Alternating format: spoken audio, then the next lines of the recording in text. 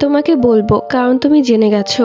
আমি আজ থেকে 5 বছর আগে মরে গেছি বলাটা ভুল হবে। আমাকে খুন করেছে আমার আপন চাচা আর চাচি মিলে। আমার লাশটা জঙ্গলে ফেলে দেয়। তুমি তখন নতুন জয়েন করো। আমার কেসটা তোমার প্রথম কেস হয়।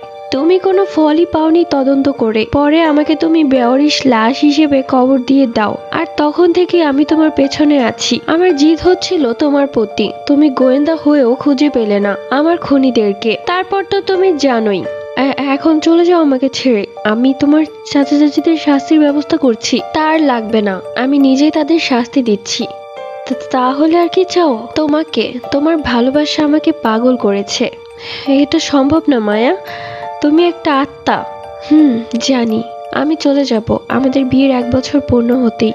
তুমি আর একটা বিয়ে করে নিও আর আমাকে ক্ষমা করে দিও। আর এই কয়টা দিন আমাকে তোমার হয়ে থাকতে দিও। আকাশ মাথা নাড়ালো। মায়া চলে গেছে। আকাশ নতুন করে বিয়ে করেছে, নতুন সংসার করছে। তারপরেও মাঝে মাঝে আকাশ গভীর রাতে ছাদে যায় মায়াবতীকে দেখতে। অনেকেই হয়তো এই গল্পটা কিছুই বুঝুনি। তো এই ভিডিওতেই কিন্তু প্রথম পর্বটা লিংক করা আছে, তো তোমরা সেখান থেকে গিয়ে দেখে আসো কেমন। Bye bye.